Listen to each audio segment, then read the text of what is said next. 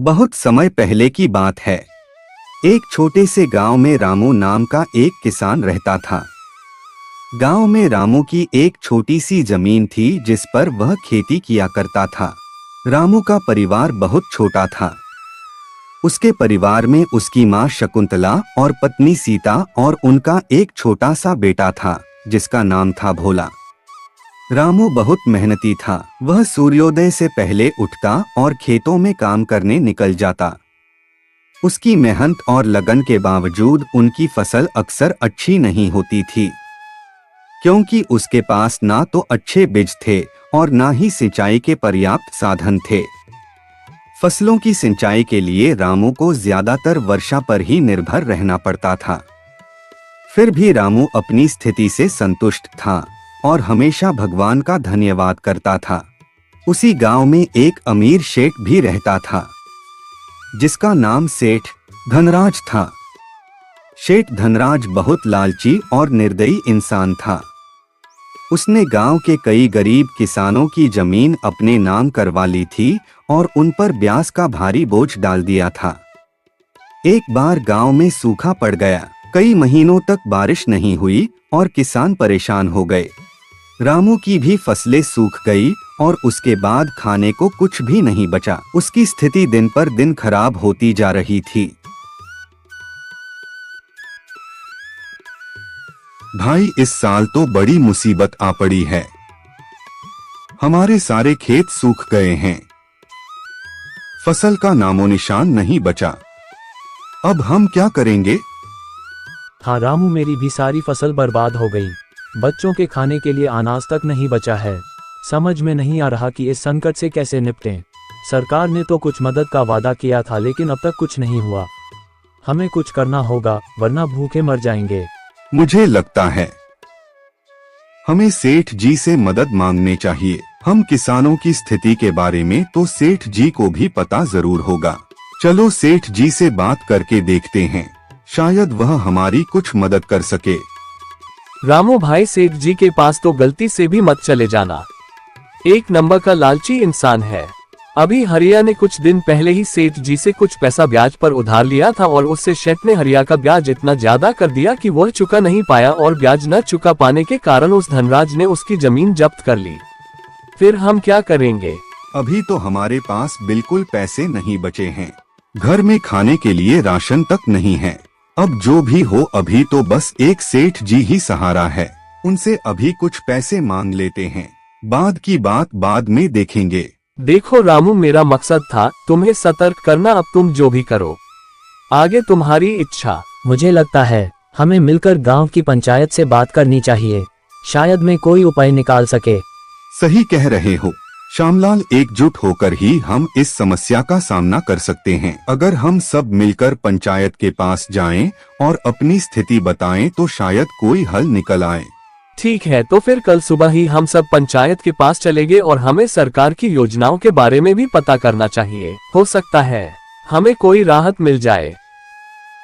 अगले दिन सभी किसान भाई मिलकर पंचायत पहुंचते हैं, मगर वहां पता चलता है कि अभी जमींदार साहब गांव में नहीं है, तो अभी 1 महीने तक गांव में कोई पंचायत नहीं हो सकती। यह सुनकर सभी किसान निराश मन से अपने अपने घर आ जाते हैं।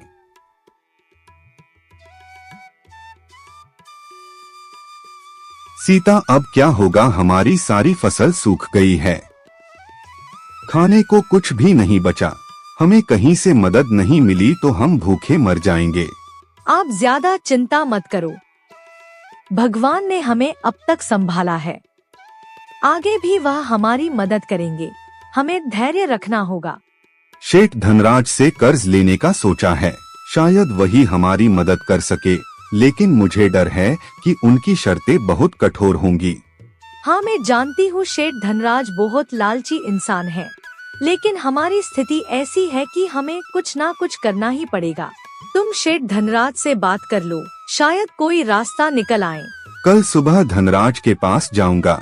बस भगवान से यही प्रार्थना है कि वह हमें इस संकट से निकाल दें। आखिरकार भूख से मजबूर होकर रामू ने सेठ धनराज से मदद मांगने का निश्चय किया। आओ आओ प्रभु, क्या हाल है? सुना है तुम्हारी फसलें इस साल बुरी तरह सूख गई है। हाँ शेठ जी, इस साल सूखे के कारण हमारी फसलें पूरी तरह से नष्ट हो गई है। हमारे पास खाने को भी कुछ नहीं बचा। मैंने सोचा कि आपसे कुछ मदद मांगू। मदद हाँ क्यों नहीं, लेकिन मदद के बदले में मुझे भी कुछ चाहिए। तुम्हारे पास देने के लिए क्या है? सेठ जी, मेरे पास देने के लिए कुछ भी नहीं है, लेकिन मैं वादा करता हूँ जैसे ही मेरी फसल उपज जाएगी उन फसलों को बेच कर आए पैसों से मैं सबसे पहले आपसे लिया कर्ज भर दूंगा। देखो भाई रामू, ब्याज का मतलब होता है कि तुम्हें कुछ ना कुछ मेरे पास गिरवी रखना होगा। तुम्हारे पास तुम्हारी जमीन तो है, वह तुम मुझे गिरवी रख दो और बदले में ब्याज पर पैसे ले लो। ठीक है सेठ जी, जब तक मैं आपका पैसा नहीं लौटा देता मेरी जमीन आपके पास बंधक रहेगी। और हाँ, इस पेपर पर साइन कर दो। जब तक तो मेरा पूरा कर्ज नहीं चुका देते तब तक तुम्हारी जमीन मेरे पास बंधक रहेगी, और अगर तुम कर्ज नहीं चुका पाए तो यह जमीन मेरी हो जाएगी। जी शेठ जी, मैं वादा करता हूँ कि मैं मेहनत करूँगा और जल्द ही आपका कर्ज चुका दूंगा। बस मुझे थोड़ी बीज और कुछ खाने का सामान चाहिए। ठीक है रामू, मैं तुम्हें कुछ पैसे उधार दूंगा। यह लो तुम्हारे लिए कुछ बीज और खाने का सामान। धन्यवाद शेठ जी। रामू उन कागजों पर अंगूठा लगा देता है।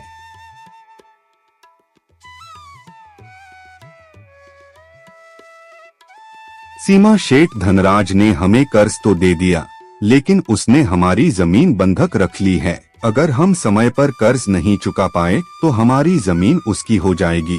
हमें हिम्मत नहीं हारना चाहिए। हम मेहनत करेंगे और इस साल अच्छी फसल हो जाएंगी। हमारी मेहनत और ईमानदारी हमें बचाएगी। हमें बस एक दूसरे पर विश्वास रखना होगा।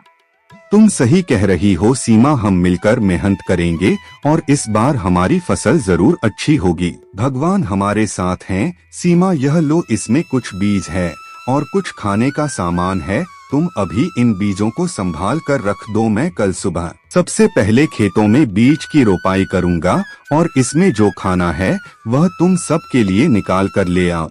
अगले दिन से ही रामू खेतों पर खड़ी मेहनत करने लगता है। वह खेतों में बीजों की रोपाई और रोज समझाई किया करता था। कुछ ही महीनों में रामू की पूरी फसल पककर तैयार हो जाती और अच्छे बीज होने के कारण रामू की काफी अच्छी फसल आती है। इस बार उसकी प्रार्थना भगवान ने भी सुन ली थी और गांव में इस बार जमकर बारिश हुई। क्षेत्रों की सारी फसलें लहलहा ही रही थी। देखो सीमा, हमारी फसल कितनी अच्छी हुई है। अब हम सेठ धनराज का सारा कर चुका सकेंगे। फसल तो हमारी बहुत ही अच्छी हुई है। हम आज से ही कटाई का काम शुरू कर देंगे और जल्दी से सारी फसलों को बेच कर आए। पैसों से सबसे पहले सेठ जी के पैसे वापस करके अपनी जमीन छुड़ा लेंगे। सभी किसान बहुत खुश थे। रामू ने भी अपनी फसलों को बेचकर अच्छा मुनाफा कमाया और अब वह वक्त आ गया था जब रामू को सेठ जी से लिया कर्ज चुकाना था और अपनी जमीन को सेठ जी के पास से छुड़वाना था। सीमा, फसलों को बेचकर हमें काफी अच्छा मुनाफा हुआ है। मैंने कहा था ना, हमारी मेहनत और ईमानदारी हमें बचाएगी। अब चलो जल्दी से सेठ जी का कर्ज चुकाकर अपनी जमीन वापस ले आए। सेठ जी, यह लीजिए आपके पैसे। जो मैंने आपसे कर्ज लिया था उसका पूरा ब्याज मिलाकर यह पैसे हैं। अब आप हमें हमारी जमीन वापस कर दीजिए। यह तो बहुत ही कम पैसे हैं। तुम्हारा कर्ज अब पहले से भी ज्यादा हो गया है क्योंकि तुमने समय पर ब्याज नहीं चुकाया। अब तुम्हें और मेहनत करनी होगी। पर सेठ जी, आपने तो कोई निश्चित तारीख नहीं बताई थी। आपने तो कहा था कि जब पैसे आ जाए तो तुम यह जमीन छुड़वा सकते हो, और अब आप कह रहे हैं कि हमने समय पर ब्याज नहीं चुकाया। सेठ जी, मैं तो समय पर ही ब्याज देने आया हूँ। जैसे ही मेरी फसल पककर तैयार हुई, मैं फसलों की कटाई शुरू कर दी और फसलों को बेचकर जो पैसे मिले उसे सीधा आपके पास ही लेकर आया हूँ। देखो रामू, इस कागज पर साफ साफ लिखा है, अगर तुमने 15 दिनों के अंदर ब्याज के लिए हुए पैसे वापस नहीं किया तो यह जमीन मेरी हो जाएगी, और अगर उसके बाद भी तुम्हें अपनी जमीन वापस चाहिए तो तुम्हें 20% और ब्याज देना होगा। यह तो अन्याय है, हमने पूरी रकम चुकाई है, आप हमारे साथ ऐसा नहीं कर सकते। अगर तुम्हें अपनी जमीन वापस चाहिए 20% ब्याज का पैसा लेकर आओ, अब जाओ और ज्यादा मेहनत करो। अभी तो हम जा रहे हैं शेठ धनराज जी, मगर याद रखना मैं अपनी जमीन तुमसे वापस लेकर ही रहूंगी। तुम्हारे बेईमानी के बारे में मैं सारे गांव वालों को बताऊंगी कि किस तरह तुम गरीब और भोले भाले किसानों का फायदा उठाते हो।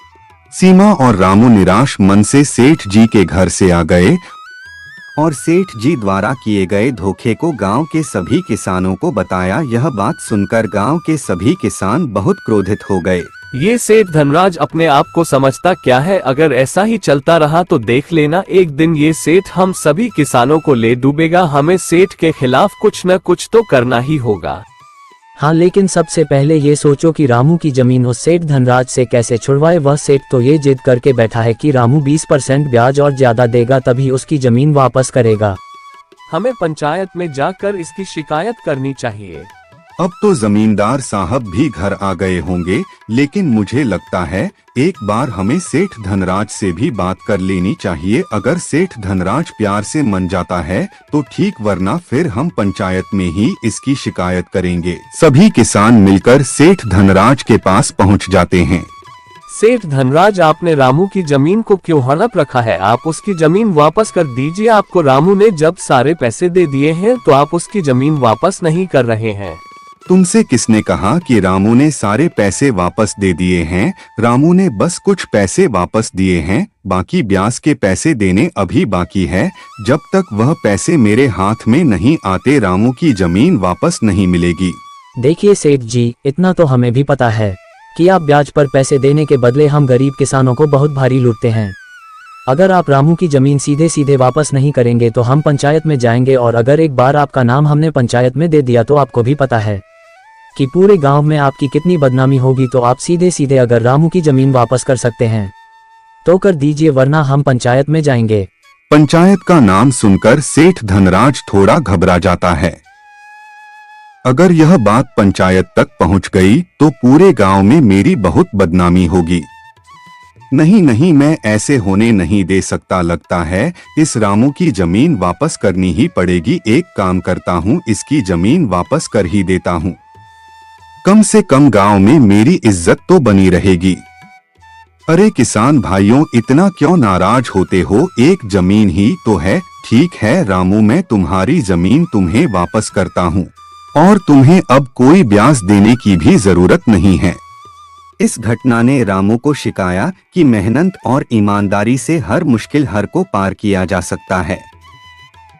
साथ ही गांव के लोगों ने भी सीखा एकता में बल होती है।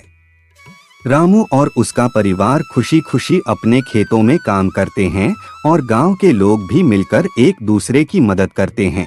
इस प्रकार गरीब किसान रामू ने अपनी मेहनत, ईमानदारी और गांव की एकता से अपनी जमीन और इज्जत दोनों को बचा लिया।